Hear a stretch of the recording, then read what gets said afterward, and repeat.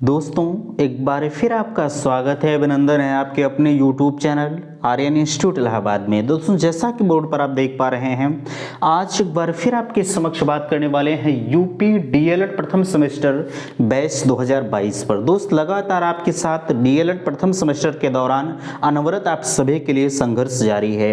मैं निवेदन करना चाहूँगा कि अगर चैनल पर फर्स्ट टाइम विजिट कर रहे हैं तो प्लीज़ चैनल को सब्सक्राइब जरूर कीजिएगा। देखिए आपके समक्ष आज के इस वीडियो में हम चर्चा कर रहे हैं बाल विकास एवं सीखने की प्रक्रिया एजुकेशन फर्स्ट पेपर पर। दोस्त अगर हम आपसे कहें एजुकेशन फर्स्ट पेपर अपने आप में अगर देखा जाए समाप्ति की तरफ धीरे धीरे चल रहा है। चैप्टर नंबर 10th तक आपका कवर किया जा चुका है। चैप्टर नंबर 11th की शुरुआत आज की इस वीडियो से किया जा रहा है। देखिए चैप्टर नंबर 10th ध्यान एवं रुचि, अटेंशन एंड इंटरेस्ट क्या होता है, इस पर हम चर्चा करेंगे। अगर देखा जाए यह चैप्टर कहीं ना कहीं आपकी परीक्षा की दृष्टि से बिल्कुल महत्वपूर्ण होता है। ठीक है, 1 से 2 नंबर आने की प्रबल संभावनाएं होती हैं। हमने कहा है आपसे एजुकेशन फर्स्ट पेपर और सेकंड पेपर दोनों आपके 50-50 नंबर के एग्जाम होते हैं, और जो एक सामाजिक विज्ञान का होता है वो भी आपके 50 नंबर के होते हैं। ठीक है, तो 50 नंबर में हमने आपसे कहा है अगर आप 45 नंबर पाने की उम्मीद रखते हैं तो बिल्कुल आप वीडियो को पूरा वॉच करें, क्योंकि यहाँ पर सारी चीज़ें डिटेल से आपको बताई जा रही हैं, कोई भी सार्ड तरीका नहीं अपनाया जा रहा। ठीक है, हम आपको सीरियल बाय सीरियल लेक्चर दे रहे हैं, सारी चीज़ें यहाँ से आपको मिल पा रही हैं, पीडीएफ भी यहाँ से आपको प्राप्त हो पा रहा है। यहाँ आप देख भी पा रहे हैं लिखा गया है डीएलएड प्रथम सेमेस्टर की संपूर्ण हस्तलिखित नोट्स प्राप्त करें मात्र 150 रुपये में। हमने आपसे कहा है कि डीएलएड प्रथम सेमेस्टर की अगर आपको हैंड रिटन नोट्स की जरूरत पड़ रही है तो आप सभी के लिए लिंक आपके डिस्क्रिप्शन बॉक्स में दिया गया है। मात्र 150 रुपये का शुल्क रखा गया है। जितने भी सब्जेक्ट आपके बन रहे हैं, चाहे एजुकेशन फर्स्ट पेपर हो, चाहे सेकंड पेपर हो, चाहे आपका हिंदी हो, चाहे संस्कृत हो, कोई भी सब्जेक्ट आपका हो, सभी सब्जेक्ट की, ठीक है, यानी 7-8 जो भी सब्जेक्ट आपके बन रहे हैं सभी सब्जेक्ट की हैंड रिटन नोट्स उपलब्ध है। मात्र 150 रुपये में आप उस नोट्स को प्राप्त कर सकते हैं। लिंक आपके डिस्क्रिप्शन बॉक्स में दिया गया है। अगर आपको नोट्स संबंधी किसी भी प्रकार की समस्या हो रही है तो बिल्कुल आपके नीचे नंबर दिया जा रहा है 9452331053। इन नंबरों पर आप बेधड़क अपनी बातों को कह सकते हैं। ठीक है, कोई भी समस्या कहीं भी किसी भी प्रकार की आपको समस्या हो रही है तो आप इन नंबरों पर संपर्क कर सकते हैं। कुछ लोगों ने कहा कि आप अभी कंप्यूटर की क्लासें नहीं दे रहे हैं और सामाजिक अध्ययन की क्लासें नहीं प्रोवाइड की जा रही हैं। बिल्कुल इस बात से मैं सहमत हूं कि इन दोनों टॉपिक पर वीडियो आपको नहीं दिया जा रहा है। मेरे दोस्त हमने आपसे कहा है, ठीक है, 20 तारीख तक हमने उम्मीद किया था कि आपका वह स्टार्ट कर दिया जाएगा, लेकिन 20 तारीख से कुछ व्यवधान उत्पन्न हुआ जिसकी वजह से नहीं किया गया, लेकिन अनवरत आपको क्लासें दी जा रही है। आप इसे पढ़िए। 1 तारीख से आपकी जो भी अभी स्टार्ट नहीं किए गए हैं 1 तारीख से सभी को स्टार्ट किया जाएगा और बहुत जल्द से जल्द आपके सिलेबस को कवर किया जाएगा। अच्छा, ये जैसे ही आपका समाप्त होता है, जैसे जो भी बुकें आपकी समाप्त होती हैं, जैसे एजुकेशन फर्स्ट पेपर आपका समाप्त हो रहा है, इस पर जो भी आपके बन पाएंगे, जैसे प्रीवियस ईयर पेपर, जिस टेलीग्राम चैनल, यह आपका टेलीग्राम चैनल है, ध्यान रखिएगा। ठीक है, आप इस टेलीग्राम चैनल को ज्वाइन कर रहे हैं, इसी टेलीग्राम चैनल पर प्रीवियस ईयर के पेपर जो आप 150 रुपए में ज्वाइन कर रहे हैं, ठीक है, इसी प्राइवेट टेलीग्राम चैनल पर आपको प्रीवियस ईयर पेपर और मॉडल पेपर उपलब्ध कराया जाएगा। कहीं भी आपको पब्लिकली नहीं दिया जाएगा। इस वजह से मैं कहना चाहता हूं कि आप अभी बिना समय गंवाए, आप लिंक आपके डिस्क्रिप्शन बॉक्स में है, वहां से जाकर आप जो है इस टेलीग्राम चैनल को ज्वाइन करें। मामूली सी शुल्क रखी गई है, कहीं बहुत ज़्यादा आपके लिए नहीं। आपने बहुत बुकों को परचेस किया है, आप एक बार अगर डीएलएड कर रहे हैं तो इस कोर्स को परचेस करें मेरे दोस्त, कहीं ना कहीं आपके लिए रामबाण का काम करेगा। ठीक है, तो चलिए बिना समय गंवाए हम आपको ले चलते हैं ध्यान एवं रुचि पर।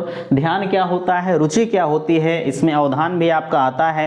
ठीक है, ध्यान जो होता है, ध्यान का एक भाग अवधान होता है। इन सभी मुद्दों पर आज के इस वीडियो में चर्चा किया जाएगा। तो बहरहाल वीडियो शुरू करने से पहले मैं निवेदन आप सभी से करना चाहूँगा कि चैनल पर फर्स्ट टाइम विजिट किए हैं तो प्लीज़ चैनल को सब्सक्राइब जरूर कीजिएगा। चलिए हम आपको लेके चलते हैं सीधे तौर पर मोबाइल के स्क्रीन पर। तो दोस्तों हम आ चुके हैं अपने मोबाइल के स्क्रीन पर, जहां से आप देख पा रहे हैं चैप्टर नंबर 11 की शुरुआत आपके बीच में की जा रही है।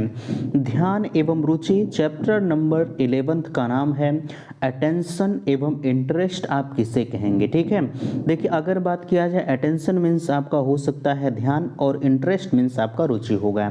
ठीक है, उसके नीचे आप समझने का प्रयास करेंगे ध्यान एवं रुचि का अर्थ एवं परिभाषा के तहत। ठीक है, देखिए सबसे पहली चीज आपसे कही जा रही है संसार में अनेक वस्तुएं। ठीक है, संसार में अनेक प्रकार की वस्तुएं होती हैं जिसके बारे में सुनते हैं तथा आकर्षित होते हैं। कुछ वस्तुएं ऐसी होती हैं जिनके ऊपर हमारी चेतना अनायास केंद्रित हो जाती है। चेतना का किसी वस्तु इस प्रकार से केंद्रित होने को ध्यान या अवधान कह सकते हैं। ठीक है, यहाँ आपसे कहा जा रहा है कि स्पष्ट तौर पर आप समझ पा रहे हैं, जैसे इसमें कहा जा रहा है कि इस संसार में तमाम ऐसी वस्तुएं होती हैं जिनके प्रति हम सुनते हैं, देखते हैं और आकर्षित हो जाते हैं। ठीक है, लेकिन कुछ वस्तुएं ऐसी होती हैं जो हमारे दिलों दिमाग में अनायास आ जाती हैं और हमारा ध्यान उस पर केंद्रित हो जाता है। ठीक है, और इसमें कहा जा रहा क्या ध्यान केंद्रित हो चेतना का किसी वस्तु पर। ठीक है, यहाँ कहा जा रहा है चेतना का किसी वस्तु पर ध्यान केंद्रित होना, यही हमारा अवधान कहलाता है। ठीक है, अच्छा इसके आगे आपके समझ में आ रहा होगा कि अवधान क्या होता है। तो हमने आपको पहले भी बताया कि ध्यान का एक अंग अवधान होता है। ठीक है, चाहे आप ध्यान कहें चाहे आप अवधान कहें, दोनों एक ही बात है।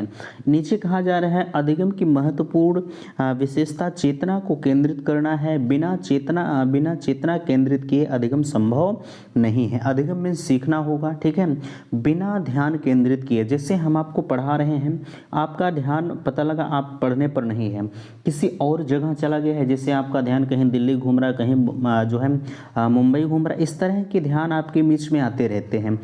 तो कभी भी जब आप अपनी पढ़ाई को जारी रखें तो बिल्कुल आपका ध्यान आपकी बुकों पर होना चाहिए।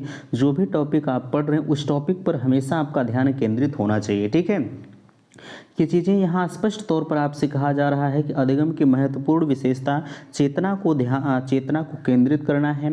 बिना चेतना को केंद्रित किए अधिगम संभव नहीं है। ये चीज़ें आप स्पष्ट समझ पाए। ठीक है, अब जो है अगर बात किया जाए ध्यान की, कुछ परिभाषाएं आपके बीच में आ रही हैं। ठीक है, पहली परिभाषा आपके बीच में कही जा रही है रॉस महोदय के अनुसार कहा जा रहा है अवधान विचार की वस्तु को मस्तिष्क के सामने स्पष्ट रूप से लाने की प्रक्रिया है। कहा जा रहा है कि अवधान विचार की वस्तु को मस्तिष्क के सामने स्पष्ट रूप से लाने की प्रक्रिया है।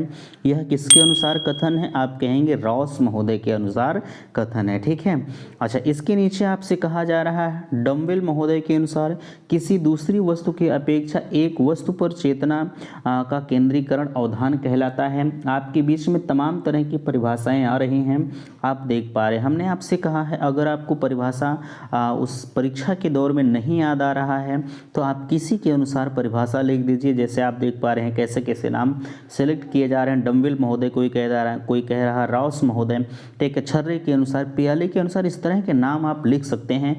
कहीं कोई समस्या उत्पन्न होगी ही नहीं। ठीक है, लेकिन आपकी परिभाषा जो होनी चाहिए वह थोड़ा सा इस टॉपिक से कोरिलेट करती है। ठीक है, तभी आपका परिभाषा सही हो पाएगा। अवधान के प्रकार या ध्यान के प्रकार आप कह सकते हैं। यह जो आपके बीच में आ रहा है यह रॉस महोदय के अनुसार है। ठीक है, अच्छा अवधान को अगर हम आपके बीच में कहें तो आप देख पा रहे हैं अवधान को हम दो भागों में बांट सकते हैं, ऐच्छिक अवधान और अनैच्छिक अवधान। ठीक है, अब ऐच्छिक अवधान को हम विचलित अवधान कह सकते हैं और जो है अविचलित जो है अवधान कह सकते हैं। ऐच्छिक अवधान को हम दो भागों में बांटे हैं और अनैच्छिक अवधान को भी हम दो पार्ट में डिवाइड किए हैं, जिसमें पहला आपका है सहज जो है अवधान और दूसरा है बाध्य अवधान। ठीक है, अब सभी को आप समझते हुए चलेंगे। ऐच्छिक अवधान क्या होता है? इसमें कहा जा रहा है कि इसमें हम अपनी इच्छा से जानबूझकर किसी वस्तु पर चेतना को केंद्रित करते हैं या चेतन को केंद्रित करते हैं, अवधान अर्जित अभिरुचियों पर निर्भर है। यह दो प्रकार के होते हैं, ठीक है। यानी इसमें आप स्पष्ट रूप से हम आपको बताएं तो इसमें कहा जा रहा है किसी भी ध्यान को अपनी इच्छा अनुसार केंद्रित करना, इसी को हम ऐच्छिक जो है अवधान कह सकते हैं, ठीक है। इसको हम दो भागों में डिवाइड कर सकते हैं, जिसे आपके समक्ष लगा है विचरित अवधान क्या होता है, ठीक है। देखिए विचरित अवधान या आपसे कहा जा सकता है कि विचारित अवधान, यहाँ थोड़ा सा मिसप्रिंट, विचारित अवधान इसे हम कह सकते हैं। इसमें आपसे कहा जाए इसमें किसी बात पर ध्यान लगाने के लिए अच्छी तरह से विचार या प्रयत्न करते हैं, इसे हम विचरित अवधान कह सकते हैं, ठीक है। अविचरित अवधान, इसमें विचरित अवधान किसी चीज़ पर विचार करके ध्यान लगाना, और अविचरित अवधान किसी भी बात पर विचार नहीं करना और उस पर डायरेक्टली ध्यान लगा देना, जो है यह हमारा अविचरित अवधान कहलाता है, ठीक है। देखिए किसी भी चीज़ को आप समझने से पहले उसे आप अपने देहात में ले जाइए, ठीक है। जैसे हमने आपसे यहाँ कह दिया कि विचरित अवधान क्या होता है। विचरित अवधान होता है किसी भी टॉपिक पर आप ध्यान लगाकर उसे समझिए, वह आपका विचरित अवधान हो गया। विचार से आप समझ सकते हैं, विचार करना विचरित है, और बिना विचारे आप कर लीजिए कोई काम, वह अविचरित हो गया। तो आप इस तरह से अगर समझेंगे तो कभी आपको कोई चीज़ भूलेगी ही नहीं, है ना। आगे आपसे कहा जा रहा है अनैच्छिक अवधान, ठीक है। अनैच्छिक अवधान में इस प्रकार के ध्यान में व्यक्ति इच्छा, अभिरुचि, उद्देश्य, प्रेरणा का महत्व नहीं होता है। अच्छा, अनैच्छिक अवधान बिना किसी इच्छा के, ठीक है। अनैच्छिक बिना किसी इच्छा के ध्यान लगा लेना। यहाँ आप देख पा रहे हैं इस प्रकार के ध्यान में रुचि, इच्छा, अभिरुचि, उद्देश्य, प्रेरणा का महत्व कुछ नहीं होता, ठीक है। इसमें आपकी इच्छा है कि नहीं है, कोई मतलब नहीं। इसमें आपकी रुचि है कि नहीं, कोई मतलब नहीं। इसका उद्देश्य क्या है, कोई मतलब नहीं। प्रेरणा क्या है, कोई मतलब नहीं। यानी किसी चीज़ का महत्व होता ही नहीं है। ऐच्छिक अवधान अनैच्छिक अवधान कहलाता है। आगे आप देख पा रहे हैं सहज अवधान क्या है। सहज अवधान के अंतर्गत अगर हम कहें आपसे, इसमें किसी प्रकार की इच्छा की आवश्यकता नहीं होती है। इसमें मूल प्रवृत्तियों की प्रेरणा से व्यक्ति का ध्यान स्वाभाविक रूप से किसी वस्तु की ओर आकृष्ट होता है, ठीक है। सहज अवधान क्या है, इसमें किसी प्रकार की इच्छा की आवश्यकता नहीं होती है, ठीक है। इसमें मूल प्रवृत्तियों की प्रेरणा से व्यक्ति का ध्यान स्वाभाविक रूप से किसी वस्तु को ओर आकर्षित हो जाता है। सहज अवधान यानी आसानी से कोई चीज़ आपको ध्यान में लाना, है ना।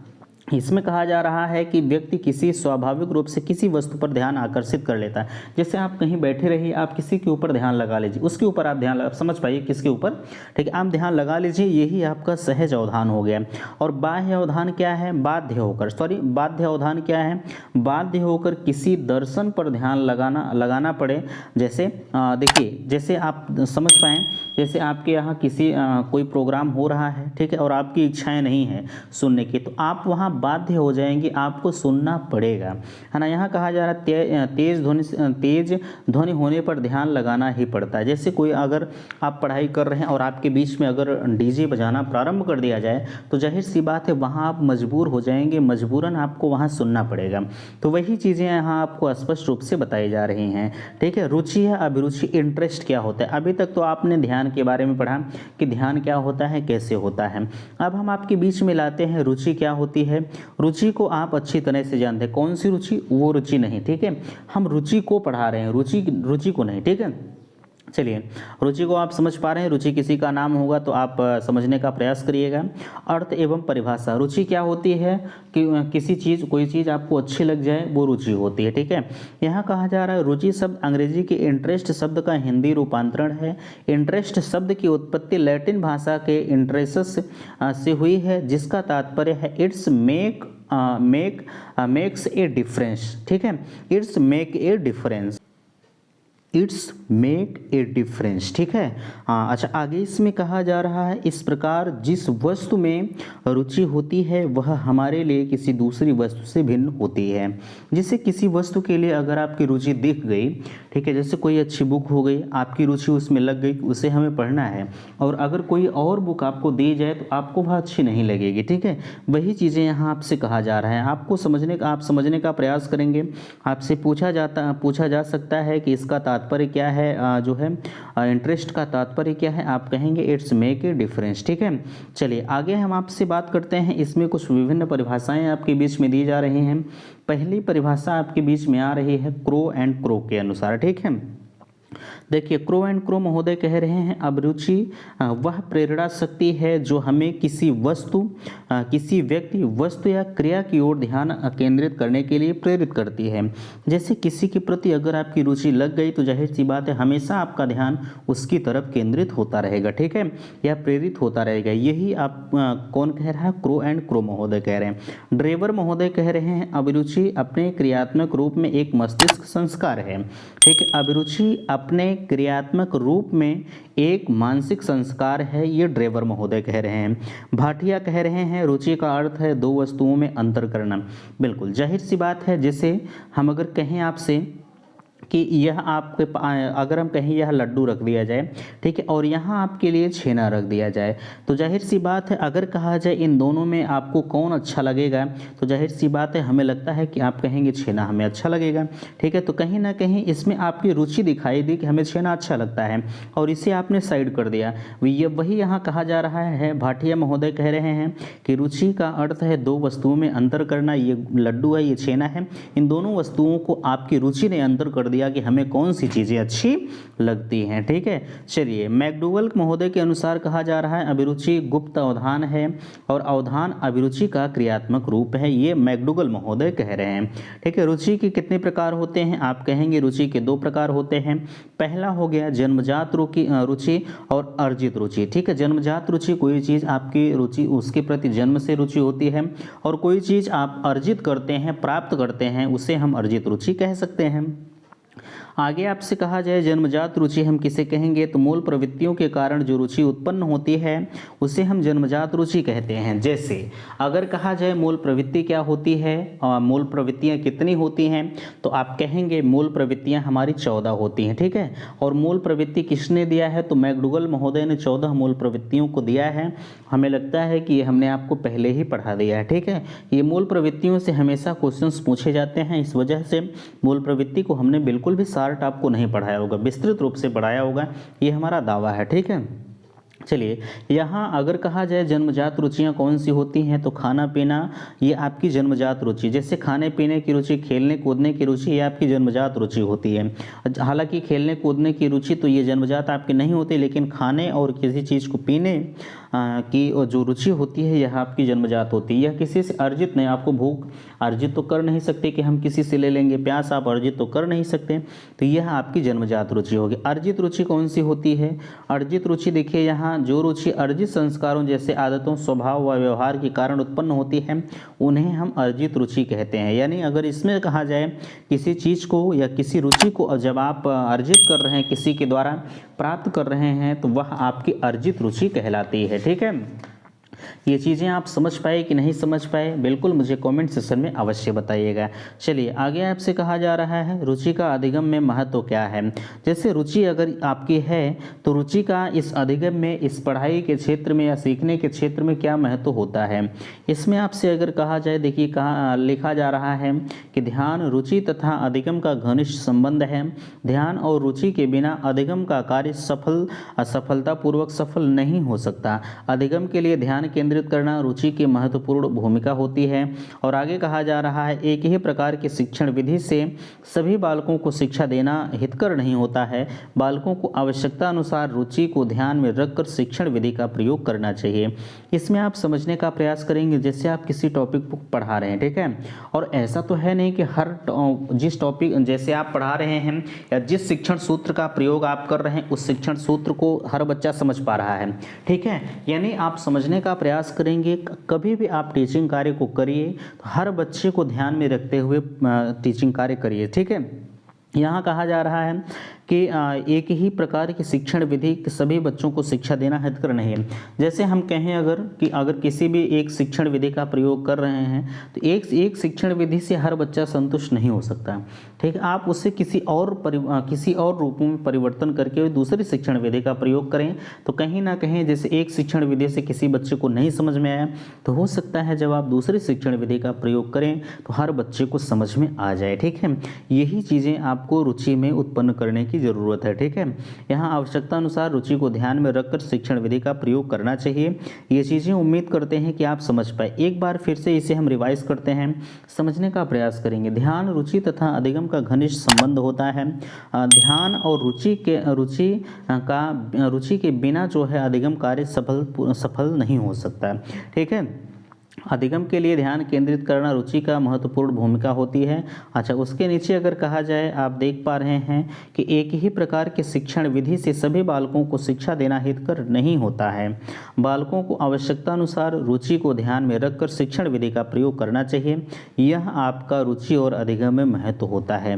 ठीक है, एक लाइन की चीज़ें और आपके बीच में बची है। यह आज आपके 11 चैप्टर का सबसे लास्ट टॉपिक आपके बीच में आ रहा है। बालकों की रुचि के अनुसार पाठ्यक्रम बनाया जाए।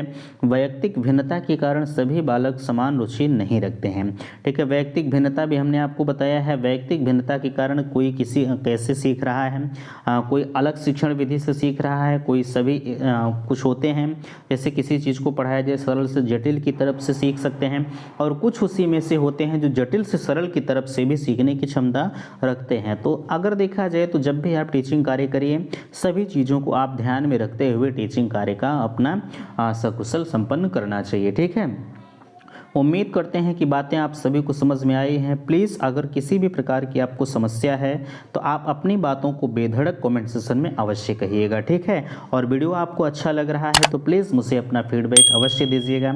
मिलते हैं किसी नेक्स्ट अगले टॉपिक पे, तब तक के लिए थैंक्स, धन्यवाद।